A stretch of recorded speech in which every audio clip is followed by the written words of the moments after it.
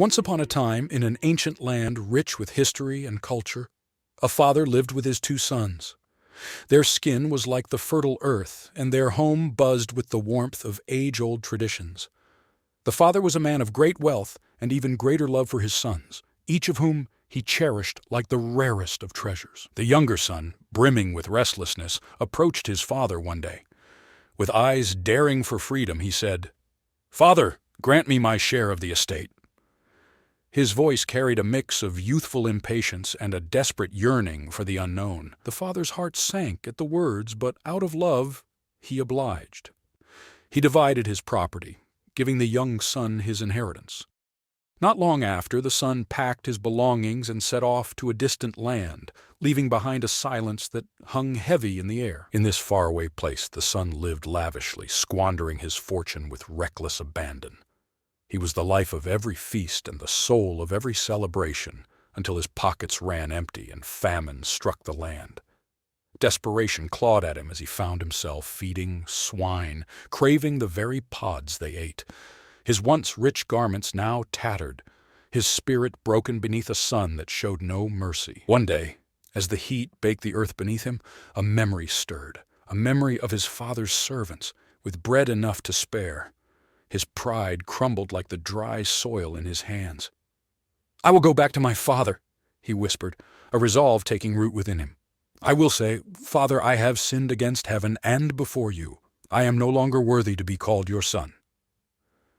Meanwhile, the father's days were spent on the porch, gazing into the distance, hoping for a glimpse of his lost son. And then, one unforgettable day, a figure appeared on the horizon. The father's eyes, keen with love, recognized his son, despite the distance and despair.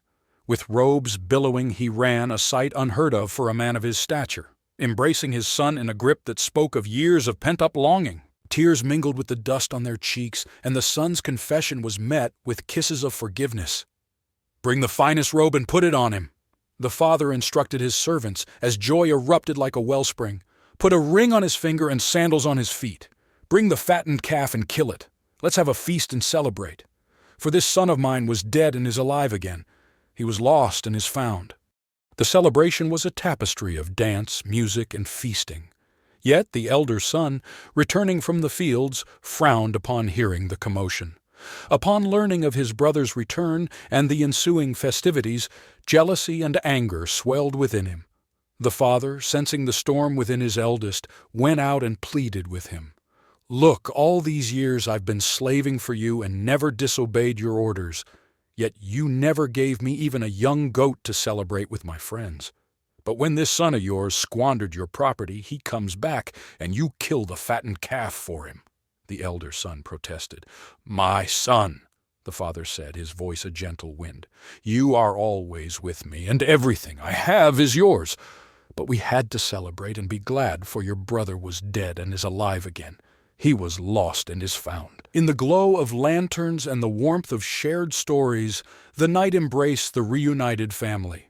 The prodigal son, enveloped in the unconditional love of his father, found redemption, and the elder son, his heart wrestling with pride, stood at the threshold of forgiveness. The tale of their reconciliation whispered through the land, a poignant melody of second chances and the enduring power of a father's love.